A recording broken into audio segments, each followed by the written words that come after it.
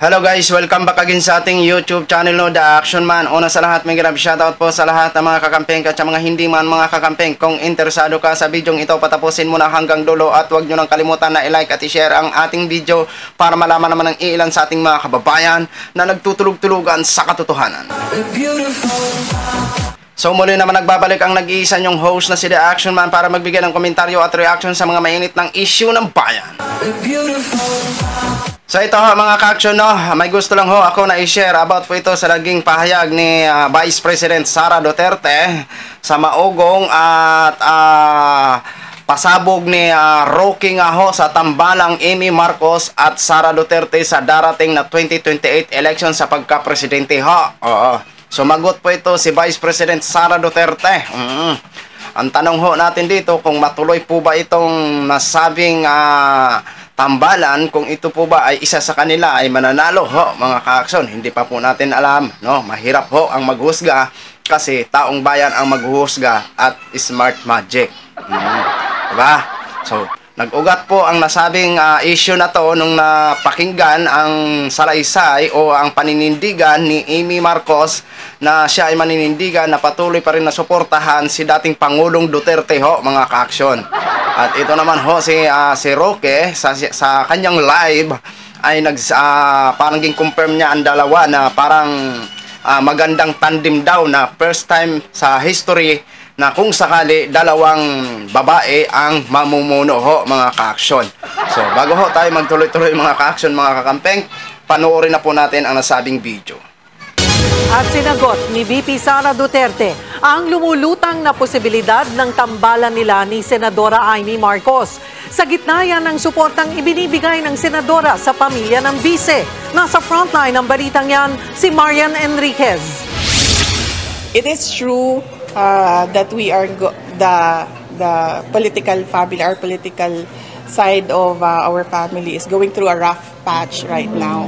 Ito ang sagot ni Vice President Sara Duterte nang tanungin sa patuloy na suporta sa kanya ni Senadora Amy Marcos. Sa isang ambush interview matapos ang signing ceremony para sa mga development project para sa Metropolitan Davao, inamin niyang dumaraan sa rough patch sa aspeto ng politika ang kanilang pamilya. Pero nagpasalamat siya sa solidong suporta ng Senadora sa kanilang pamilya. Para lang masabtan sa mga tao, lahi ang politika, lahi ang trabaho.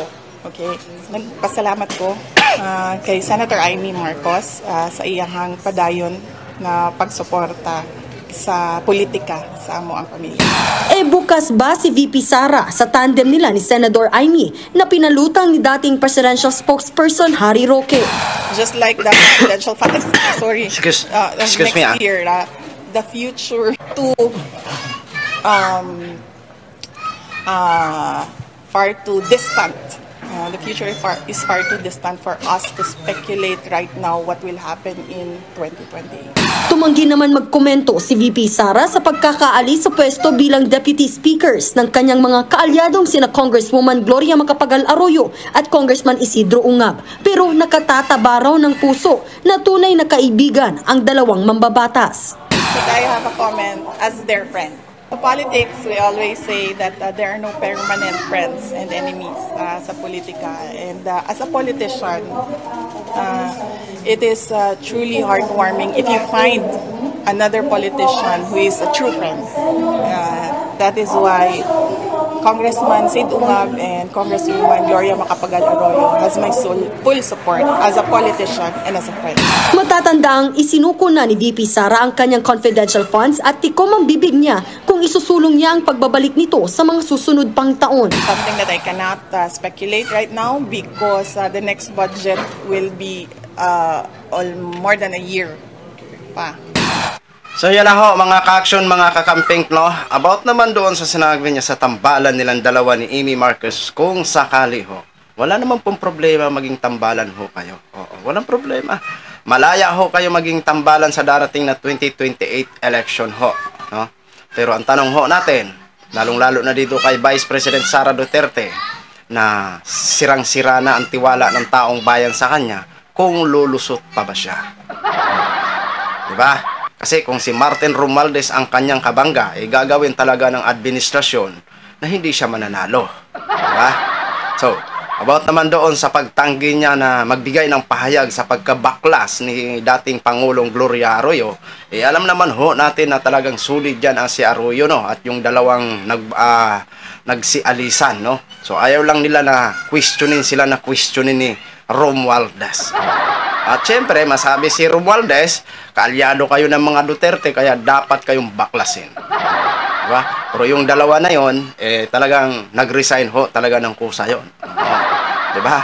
Nung tinanong ng isang congresswoman na basta may tinanong sa kanya, hindi niya na sinagot at nagsabi na lang na mag-resign na lang ho siya. Ayaw niyang magbigay ng pahayag sa side ng mga Duterte kasi alam niyo naman ho, baka mamaya mabitawan niya ang hindi dapat mabitawan ng mga sekreto. No? Kaya sa darating na tambalan niyan, kung matuloy man, bahala na ho tayo maghusga. Basta para sa atin, ibuto ang tama na desinte at may dignity at lalong-lalo na may talino at may credential. So yun lang ho mga ka-action, mga kakamping nog, in-share ko lang ho sa inyo. Maraming salamat po sa lahat nating mga viewers, Luzon, Visayas at Mindanao all over the world. Ako po ang inyong lingkod, si The Action Man. Have a good day everyone. Beautiful.